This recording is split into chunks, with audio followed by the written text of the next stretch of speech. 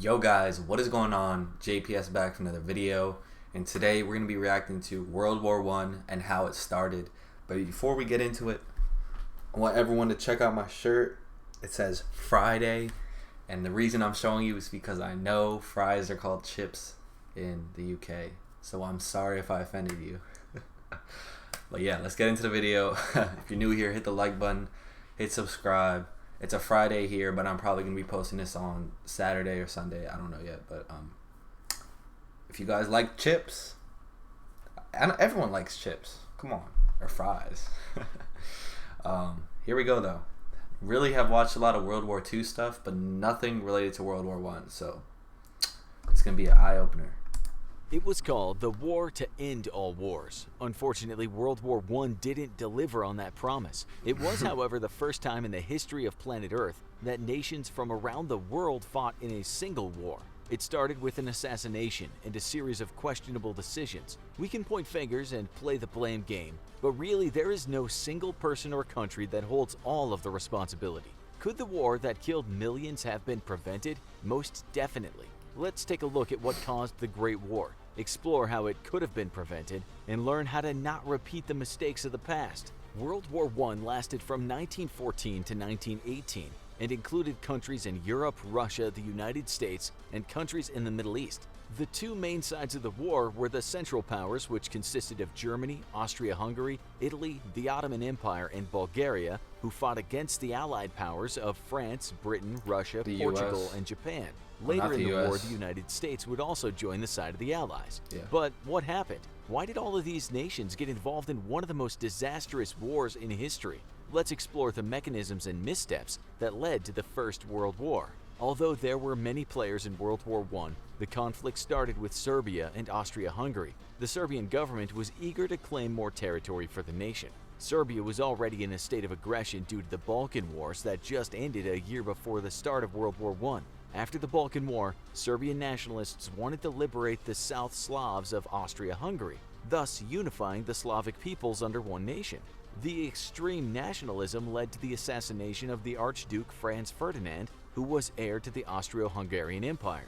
At 11:15 a.m. on June 28, 1914, Franz Ferdinand and his wife Sophie, Duchess of Hohenberg, were shot to death in Sarajevo, Bosnia by Gavrilo Princip. Princip was a Serbian extremist who had connections to a secret society called the Black Hand.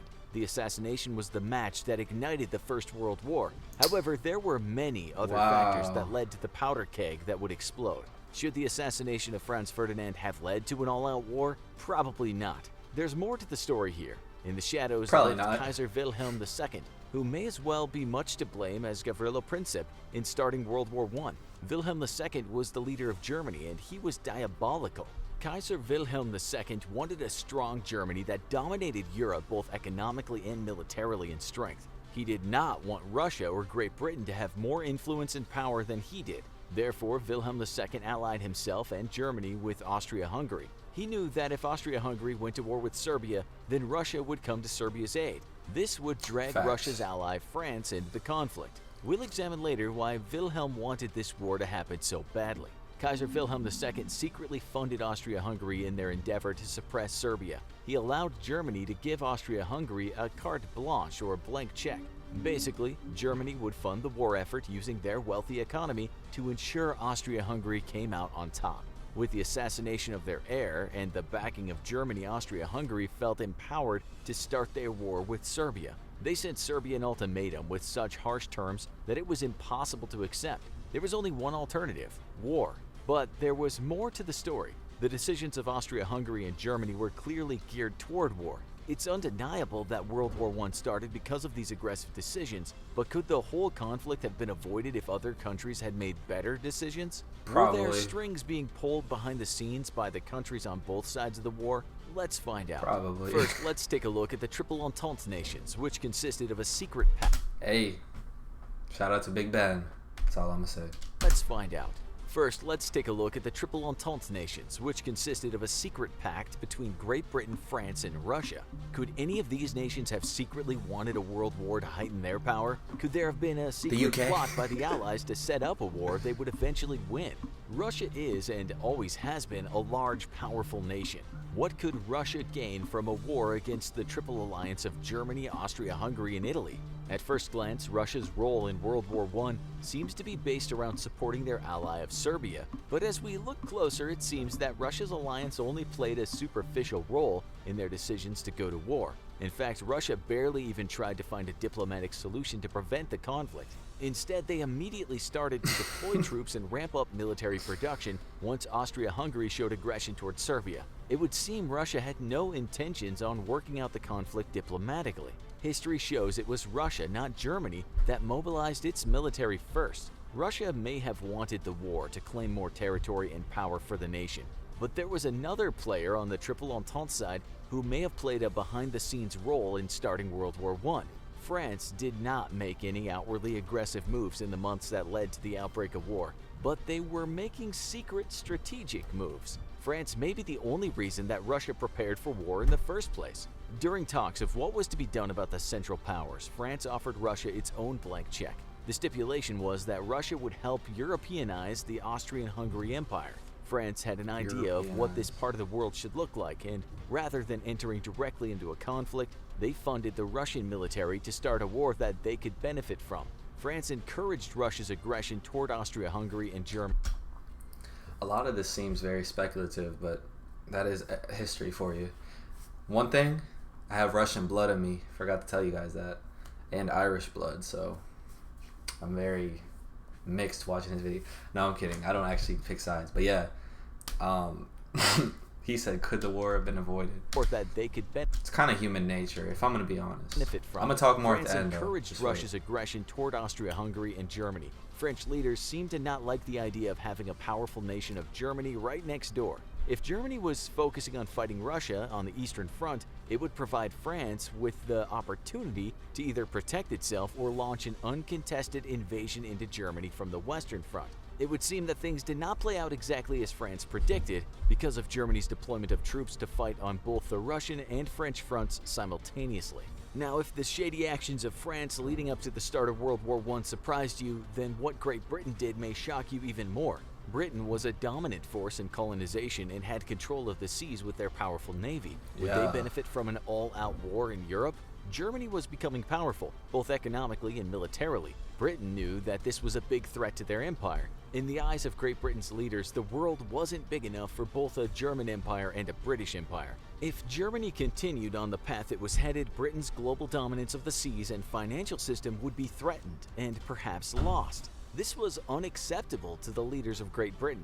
These notions of loss of dominance may have driven Great Britain to stay out of diplomatic talks and instead encourage Russian aggression. It would seem that at the time, Great Britain had an inferiority complex when it came to Germany. They had failed to mediate during the Balkan Wars, and they refused to mediate during the lead-up to World War I. The thought process may have been that the more conflicts Germany was a part of, the more likely they were to be weakened. Great Britain had clearly won the naval arm race by 1910. It just seemed that it wasn't enough. They were still living in fear of Germany's threats, and it would appear rightfully so as history showed over the next several decades. It needs to be said that if Great Britain wanted to prevent war, they should have contributed to the mediation discussions. The fact that they actively avoided the mediation shows Britain might have had other motives, especially if war meant a weakened Germany. History is written by the victors. Therefore, history textbooks tend to attribute most of it. He is painting a very specific narrative here, and I don't know if I like it. Let me know what you guys are thinking at this point in the video in the comments. I need to know. Because I already know what you guys are going to be saying. History is written by the victors. Therefore, history textbooks tend to attribute most of, if not all of, the blame for World War I to Austria-Hungary and Germany. You have to wonder who would be blamed if the outcome of the war was reversed. We discussed how the nations of the Triple Entente were by no means free of blame for the start of the conflict, but let's take a closer look at the motives and actions of the Triple Alliance, which was the secret pact between Germany, Austria-Hungary, and Italy. Let's find out if they really are to blame, like so many textbooks say. Other than retaliation, what was Austria-Hungary after? In a word, territory. Austria-Hungary wanted to add more land and people to its already large empire. Like every more empire. Land equals more resources and more men for their military. Austria-Hungary had its sights set on Serbia for a while. The assassination of Archduke Franz Ferdinand allowed them to perfect the opportunity to make their dreams of taking over Serbian lands a reality. Austria-Hungary's desires were made clear when they offered an obscene ultimatum to Serbia. The ultimatum itself was delivered on July 23, 1914. It required Serbia to accept an Austro-Hungarian inquiry into the assassination of Archduke Ferdinand. The inquiry would be conducted solely by Austria-Hungarian investigators. Serbia also needed to suppress all anti-Austrian propaganda and eliminate any terrorist or extremist organizations within its borders. The leaders of Austria-Hungary demanded that an answer to the ultimatum be sent within 48 hours. However, the ambassador to Serbia delivered the ultimatum and immediately left the country to return back to Austria-Hungary. He already knew what was going to happen next. There was no way that Serbia would accept the ultimatum. This meant war. The ultimatum served one purpose. Austria-Hungary knew Serbia would never accept their terms, but they also knew if they attacked without warning, it would make Serbia look like the victim. By sending the ultimatum, it pushed the burden of avoiding war onto the Serbian government. This way, that was a smart Austria-Hungary move. created the illusion of giving Serbia a chance to stop the war. When they didn't, Serbia would look like the bad guy. But the ridiculous ultimatum did not stand up to the test of history, and Austria-Hungary is still seen as the aggressor. Really, what it came down to was that Austria-Hungary wanted to control more territory in the Balkan region. They needed a reason to go to war with Serbia to secure that land, and they found it in the assassination of their Archduke. Was the assassination a reason to conduct an all-out war? Probably not, but it was sufficient enough reason for the Austria-Hungary government at the time. However, none of this would have been possible without one key player. I'm sure you can guess what's coming next. Germany. In the eyes of many historians, Germany is to blame for the First World War. Why was Germany considered the most responsible in a conflict they did not directly start? It's mostly because they alone had the power to stop the war between Austria-Hungary and Serbia. All they needed to do was withdraw their blank check, and Austria-Hungary would not have the financial ability to support a war with Serbia. This would have kept Austria-Hungary in check, and they would have never issued their ultimatum. Germany also knew that if Austria-Hungary went to war with Serbia, Russia and France would both get pulled in. It was almost as if Germany needed to find a way to declare war on their competitors in the region without doing it themselves. Germany could never just outright declare war on the other nations, or they would risk unifying the entire continent of Europe against them. But by strategically destabilizing the Balkans, they could goad Russia and therefore France into a war with their ally, thus allowing Germany to start a war to suit their needs. The other reason that Germany wanted war was because it had peaked as a nation. If Germany allowed the rest of Europe to catch up, they would lose power and prestige. This upset no one more than Kaiser Wilhelm II, who was an angry militaristic autocrat. He believed that he was predestined by God to lead his country to greatness. He hated diplomats and... Isn't that what every leader thinks, though? That he was predestined by God to lead his country to greatness. Manifest destiny. He hated diplomats and maintained that the only way to ensure Germany's spot of power was not every war. leader. He knew it was now or never if Germany was going to become the predominant world power. When a power-hungry autocrat is in charge of one of the world's most wealthy and armed nations, there's only one outcome: war. In the end, World War I was caused by many different factors and countries. There's not just one person or nation to blame. However, some are more responsible than others. If the leaders of Europe were less hungry for power and more willing to sit down and negotiate, the war could have been avoided. Make no mistake, World War I was not unavoidable, but the leaders in charge saw war as a desirable outcome, or were forced into it by their allies. A situation that would repeat itself again 21 years later. If you're interested in more... Alright, I got a lot to say about that. First of all, I have to disagree with him saying the war was avoidable. Listen, human nature is to want more power, okay? That's how we have the society we have today. Human nature is to want more, to obtain more, to provide more for your family and those around you. That is literally like the caveman mentality, if you want to call it that.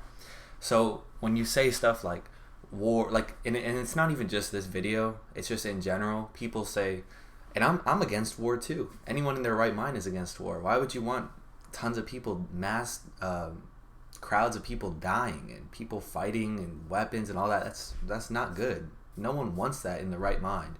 But when you think about human nature and the constant hunger for power that is literally in our blood, and I could argue with anyone about that, because that's just, you can go any point back in history, regardless of the time, regardless of who it was, when it was, the circumstance, that is always the source of it. I don't know if war is avoidable. And if it is, the people who say that we need to stop having wars need to propose some solutions. Because all I see is these little bumper stickers saying peace with like a white dove and stuff. But you want peace, but how do we achieve that? You know what I mean? It's always people making all these claims and stuff, but you don't have anything to back it up, and you're not providing any new solution. You know what I mean? It's been going on since the beginning of mankind. But yeah, I agree with what he said though about them not putting the blame on one specific power or nation. I mean, every nation's going to be trying to put themselves in the best position to gain more power. So, you know, that's not one person's fault or one nation's fault. But yeah, let me know what you guys think of Great Britain's involvement in World War I. And I think we're going to check out another video because this is more focused on how it started rather than what actually happened. So comment some recommendations down below and let me know what you guys think of my thoughts. Like I said, I'm open to new perspectives. That's just what I think, but I definitely am open to changing that if you guys provide some, you know, good arguments or something like that. And it's no hate towards anybody. Shout out to all you guys for watching, and I'm gonna catch you in the next one. Peace.